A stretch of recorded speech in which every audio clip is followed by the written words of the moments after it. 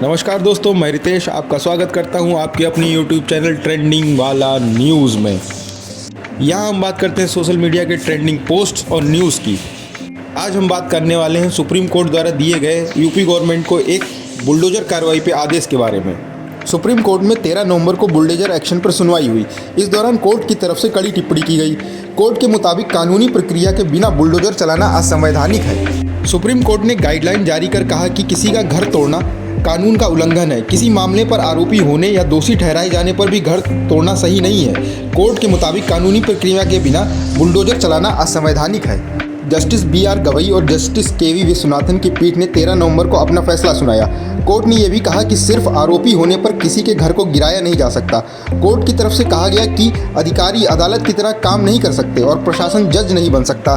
Court ने कहा कि बुलडोजर एक्शन पक्षपातपूर्ण नहीं हो सकता। गलत तरीके से घर तोड़ने पर पीड़ितों को मुआवजा मिलना चाहिए, वहीं इसके लिए जिम्मेदार अधिकारियों को छोड़ा नहीं जाना चाहिए।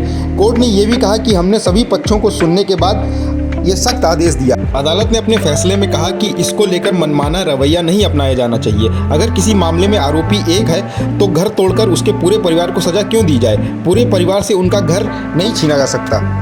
इस फैसले को लेकर याचिकाकर्ताओं के वकील अनस ने खुशी जाहिर की। उन्होंने इंडिया टुडे से बातचीत के दौरान कहा, ये एक ऐतिहासिक फैसला है। जो बुलडोजर अवैध तरीके से चल रहा था और किसी का भी घर गिरा दिया जा रहा था, वो सब चीज़ें अब बंद हो जाएंगी। सुप्रीम कोर्ट ने अधिकारियों की व्यक्तिगत जिम्मेदारी सुनिश्चित कर दी है। ये अपने आप में ऐतिहासिक फैसला है। इससे अब बुलडोजर जस्टिस रोक दिया जाएगा। सुप्रीम कोर्ट ने बुलडोजर एक्शन पर दिशा निर्देशों का भी जिक्र किया। कोर्ट ने कहा कि बुलडोजर एक्शन को लेकर कम से कम 15 दिन की मोहलत दी जानी चाहिए। इसके लिए नोडल अधिकारी को 15 दिन पहले नोटिस भेजना होगा।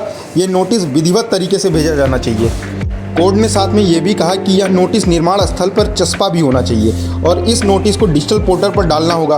कोर्ट ने इसके लिए 3 महीने के अंदर पोर्टल बनाए जाने का आदेश दिया है। कोर्ट ने फैसले में साफ साफ कहा है कि हर जिले का डीएम अपने क्षेत्राधिकार में एक नोडल अधिकारी को नियुक्त करेगा। नोडल अधिकारी सुनिश्चित करेगा कि संबंधित लोगों को नोटिस सही समय पर मिले और इन नोटिस पर जवाब भी सही समय पर मिल जाए।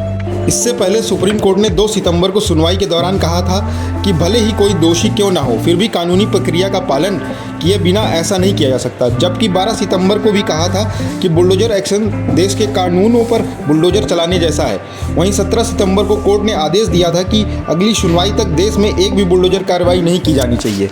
सुप्रीम कोर्ट के इस फैसले पर आपका क्या कहना है, कमेंट में ज़रूर बताएं।